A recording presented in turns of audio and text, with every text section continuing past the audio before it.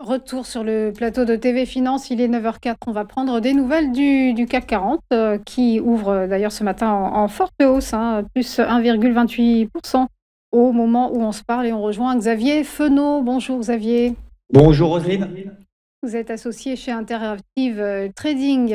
L'indice parisien, donc on le voit, se pose ce matin dans le sillage des marchés asiatiques, notamment de l'indice Nikkei avec cet accord commercial trouvé, cette nuit entre Donald Trump et son homologue, japonais.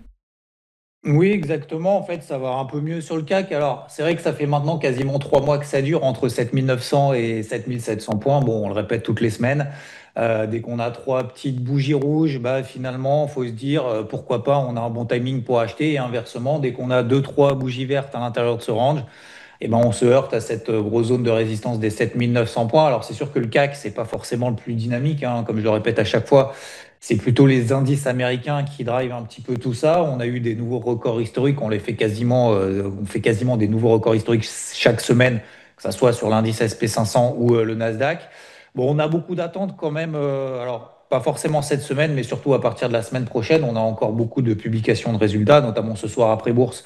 Tesla et Google, hein, Alphabet. Donc, ça risque de driver un petit peu les marchés après la clôture américaine ce soir.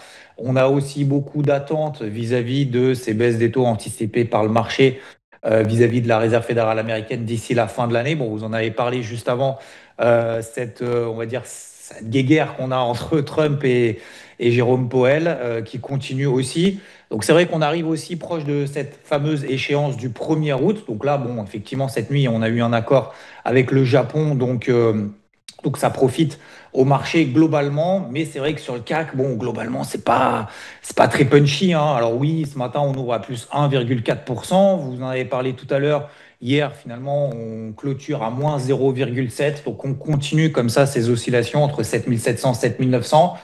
Le seul moyen de s'en sortir aujourd'hui sur le CAC, je le répète, bah, c'est d'être agressif sur ses choix, c'est-à-dire dès qu'on approche des 7 900 points, c'est se faire confiance et se dire, bon, je prends une petite position à la vente pour le principe, ça marche depuis 3 mois. Et inversement, dès qu'on s'approche des 7 700 points, se dire, tiens, je prends une petite position à l'achat, même si j'ai pas de signal, pas de news positive, même si le CAC 40 sous-performe, bah, on peut se réveiller un matin avec plus 1,4%, c'est le cas encore aujourd'hui. Donc voilà, il faut continuer à... Alors c'est vrai que si on n'est pas forcément habitué à, pas dire forcément passer des heures derrière les écrans toute la journée, hein, il n'y a pas forcément besoin. Mais si on n'est pas habitué à avoir une gestion comme ça un petit peu dynamique et à l'envers, j'ai envie de dire même d'être contrarien vis-à-vis des dernières et des précédentes bougies qu'on a, c'est pas forcément évident. Donc aujourd'hui, bah, soit on est acheteur sur des valeurs du CAC, j'ai envie de dire, qui performent bien, ou en tout cas celles qui publient mieux que prévu puisqu'on est dans la période de publication de résultats, bah, tant mieux. Je pense qu'il faut avoir tout simplement un petit peu de patience ou alors être un petit peu agressif si on est vraiment focalisé sur le CAC, sur les indices, sur les contrats futurs par exemple, proche de ces deux bornes, 7 700, 7 900 points.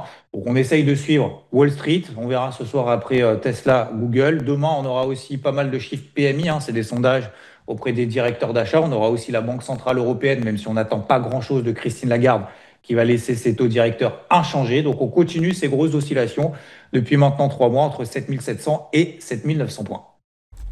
Merci beaucoup pour votre éclairage, Xavier Fenot. Belle journée à vous.